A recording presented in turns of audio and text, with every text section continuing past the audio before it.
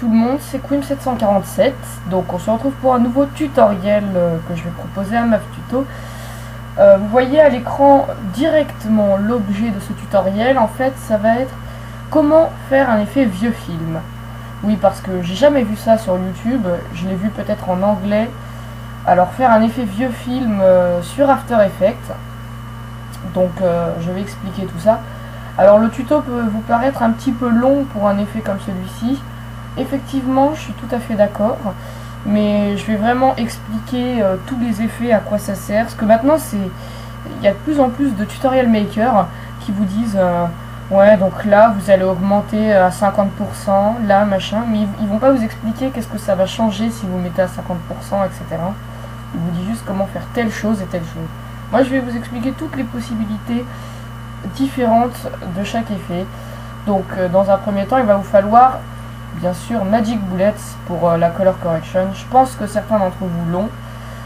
Et dans la suite du tuto, je vous expliquerai comment rajouter des sortes de calques sur la vidéo, comme par exemple les rayures que vous voyez. Donc parce qu'il faut prendre en considération que les caméras de l'époque, c'était des pellicules qui tournaient, si vous voulez, qui avaient une autonomie de 3 minutes à peu près. Donc voilà. On se retrouve donc sur l'interface d'After Effects. Donc j'ai tout préparé ma séquence. C'est une séquence IRL. MavTuto demandait aussi des tutoriels IRL, enfin pas MavTuto en personne, mais plus exactement les abonnés de MavTuto qui mettaient en commentaire qu'ils voulaient des tutos en IRL. Donc on va commencer tout de suite le tuto. On va pas s'attarder sur la chose. À la fin du tuto, j'expliquerai deux choses supplémentaires. Comment enregistrer vos fichiers, c'est-à-dire vos presets d'effets de After Effects pour ne pas avoir à les refaire sur chaque séquence, etc. Et une petite astuce pour les utilisateurs de Premiere Pro, ça sera à la surprise parce que voilà, MavTuto n'a pas répertorié Premiere Pro dans ses playlists. Mais bon, voilà. Alors, on va commencer de suite. Donc, comme vous avez vu, dans la comparaison du début, il va falloir créer déjà le noir et blanc. Alors, le noir et blanc, c'est un effet qui est déjà disponible par défaut dans After Effects. Mais nous, on va aller le chercher avec une Magic Bullet Lux. Et ça va être un noir et blanc un petit peu différent de celui de base. Parce qu'on va rajouter quand même quelques petits effets pour embellir. Donc vous allez directement passer le Lux sur votre fichier. Vous allez cliquer ici sur Edit. Alors, comme j'ai dit, moi je suis un tutorial maker qui explique. Donc là je vais pas dire, allez à gauche, prenez ça, changez ça et cliquez sur OK. Donc, si vous mettez la souris sur la droite, vous voyez qu'il y a différents presets. C'est pas des presets, c'est des effets justement, avec lesquels vous allez pouvoir vous créer des presets. Où sont les presets? Sur la gauche. Donc ici vous avez tous vos presets de Magic Bullet Lux. Vous pouvez en installer d'autres qui seront dans vos programmes files, user, etc. etc. Mais bon, moi de toutes les façons, mes presets, je les enregistre en fichier After Effects justement, pour les avoir directement dans les effets d'After Effects. Bon, alors, le tout, ça va être de se prendre un preset de base et ensuite de le modifier. Alors moi, je vous conseille artistique.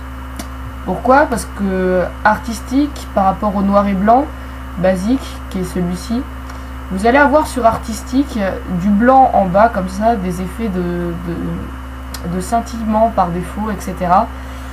qui vont profiter, qui vont aider, car comme vous le savez, les vieilles caméras avaient des saletés, vu que c'était des pellicules qui prenaient la vidéo, il y avait des saletés, des rayures, etc.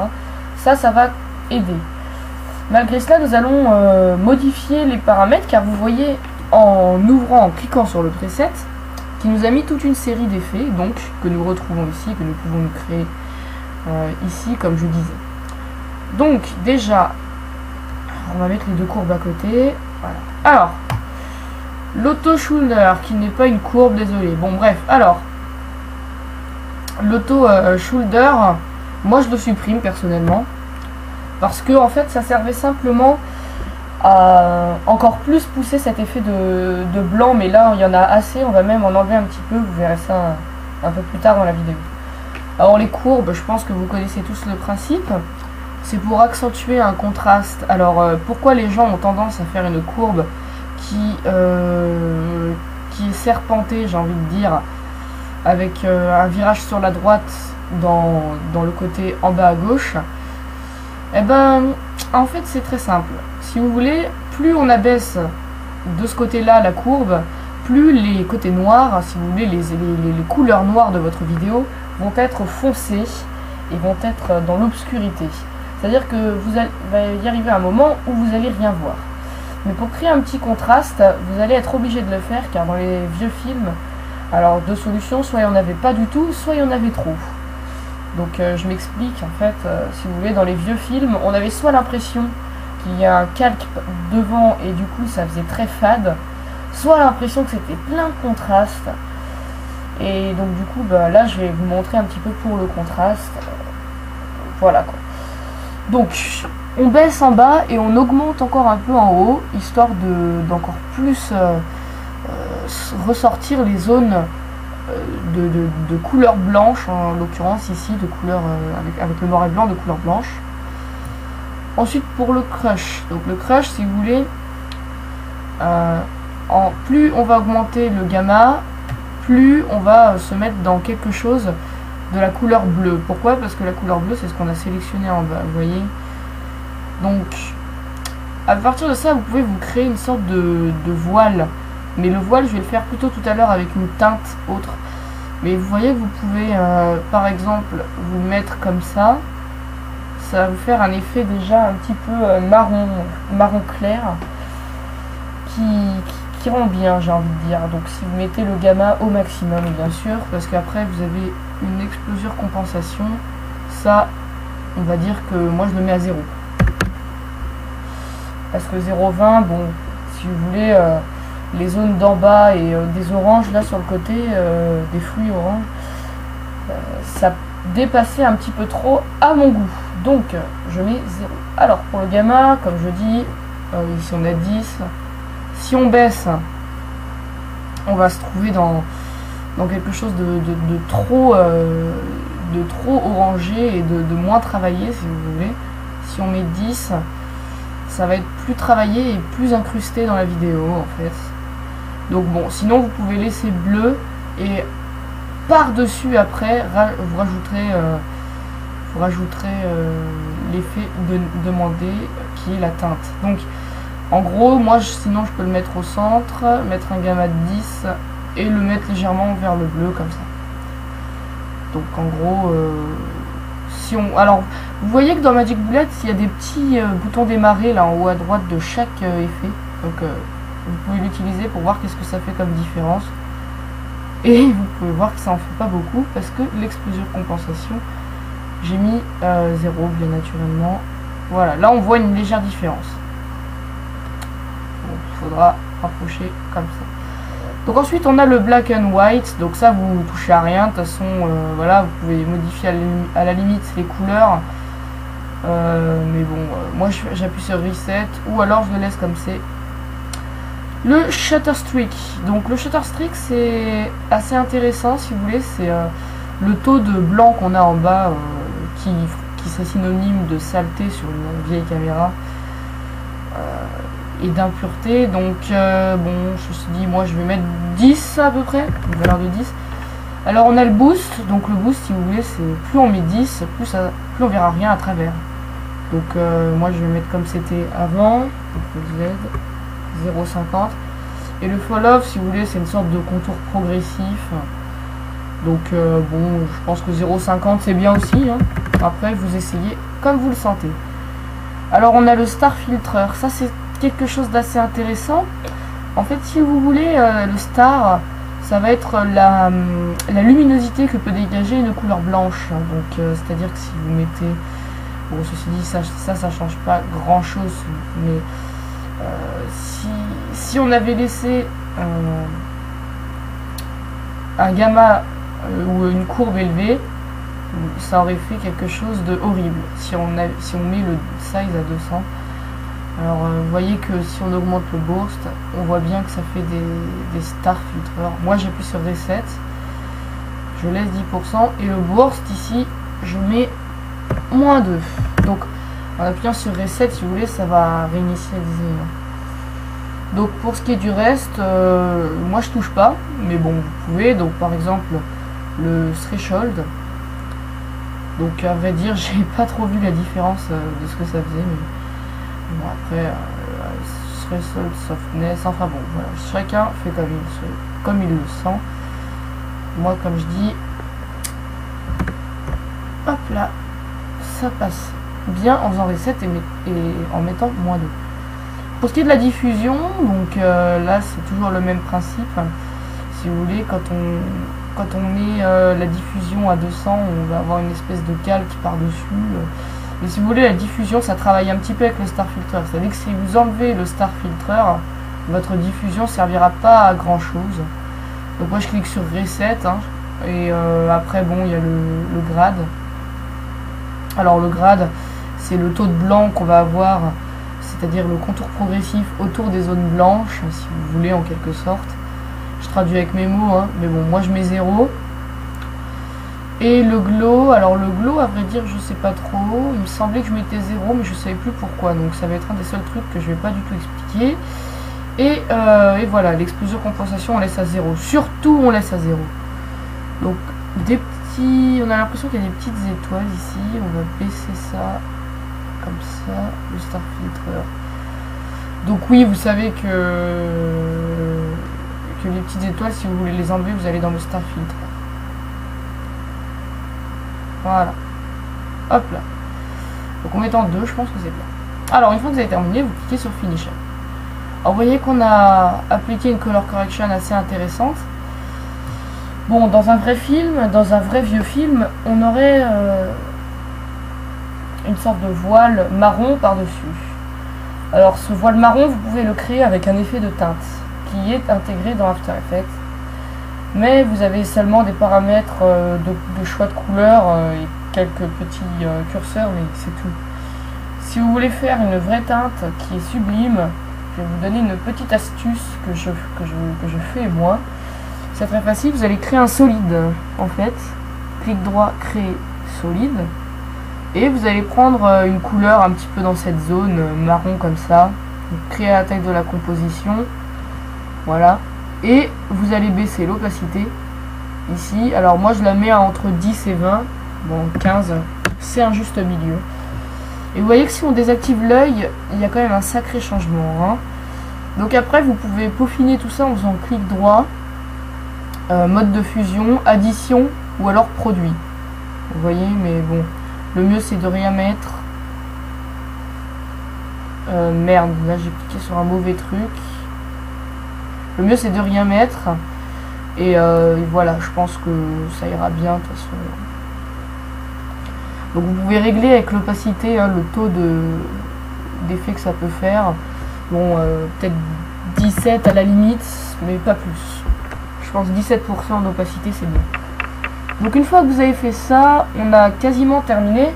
Il ne reste plus que les effets de rayures, de saleté en fait, de papillons, etc. Alors le papillon, c'est l'espèce de nuage noir qui éclate comme ça sur la pellicule d'un coup, qui est pas très gros et qui dure en général un quart de seconde, j'ai envie de dire, peut-être un cinquième de seconde, mais pas plus quoi. Donc on va faire ces effets. Donc vous allez aller dans Magic Bullet Misfire cette fois-ci. Et vous avez plein d'effets, vous savez. Alors Misfire, l'effet Misfire, c'est ce qui va cumuler tous ces effets-là au sein d'un seul effet. Où vous cocherez et décocherez ce que vous voudrez. Bon, moi je vais vous le faire avec les effets de base. Donc on va amener Flicker. Donc Flicker, ça va être le scintillement de l'image. Donc ça va être assez intéressant. Donc moi j'avais déjà enregistré un preset Flicker cinématique. Ah oui, d'ailleurs, il faut que je vous explique comment enregistrer. Je vous expliquerai ça après. Alors, donc, en ajoutant Flicker cinématique, donc vous mettez une fréquence. Donc la fréquence, qu'est-ce que c'est? C'est, si vous voulez, quand on met 100% de la fréquence, on va être quasi la totalité du temps sous un scintillement. Si vous mettez 25%, il va y avoir un petit coup de scintillement. Après, pendant quelques temps, ça va pas le faire, etc. Plus vous mettez un pourcentage élevé, plus ça va être régulier en quelque sorte. Si vous voyez ce que je veux dire. Bon, ben moi je mets ça en 25%. Flicker Amount, c'est le niveau. C'est-à-dire que si on met au maximum, ça fera quelque chose de tout blanc à chaque fois que ça va arriver. Et sinon, ça va faire simplement une arrivée comme ça de lumière très légère. Bon, moi je vais mettre 18 au lieu de 12. Ça va créer quelque chose d'un petit peu plus intéressant. Donc on va passer à la suite. Ça va être amener un effet de rayure. Donc l'effet de rayure, c'est le Deep Scratch. Alors en l'amenant, on a 3 paramètres. On a le nombre de rayures ici. Donc moi je mets 2. Vous pouvez mettre 3, mais après à partir de 4 ça devient irréaliste, hein. Donc faut mettre 1 ou 2 ou 3. Je pense que 2 c'est le juste milieu, c'est bien. Le maximum de la duration, 48. J'ai trouvé ça un petit peu court quand j'ai eu le plugin. Donc moi j'ai mis 150. Voilà. Et la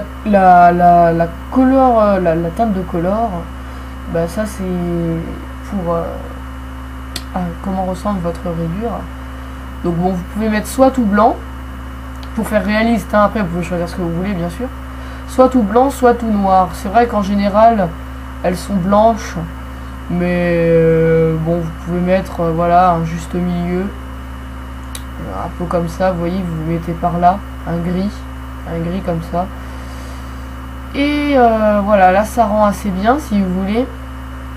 Une petite dernière astuce à ce sujet, vous pouvez amener 2 fois le scratch si vous voulez faire 2 rayures de couleurs différentes. Vous mettez le nombre, vous mettez que 1 sur chaque effet et vous changez la couleur à chaque fois. Alors si vous voulez enregistrer vos presets, c'est très facile. Sur Adobe After Effects CS4, vous avez animation prédéfinie qui est déjà par défaut. Sinon, je crois qu'il faut regarder dans les paramètres de After Effects. Il y a quelque chose pour rajouter cette petite fenêtre. Donc, vous allez cliquer sur enregistrer la sélection comme animation prédéfinie. Vous voyez qu'il nous amène dans un dossier dans vos documents. Vous mettez par exemple rayure old movie que vous pouvez mettre dans un nouveau dossier que je vais mettre old movie pack. Voilà, ça ira bien. Ok, vous rentrez dedans, vous l'enregistrez. Et après, si vous voulez le retrouver, soit vous amenez l'effet Deep Scratch, soit vous montez tout en haut animation prédéfinie. Donc en l'amenant, vous l'aurez ici. Soit vous allez dans User Presets, Old Movie Pack, rayure ici. Vous l'avez. Donc voilà pour ce tuto. Donc c'est à peu près terminé. Alors si vous voulez rajouter les effets de papillon, vous pouvez le faire avec After Effects.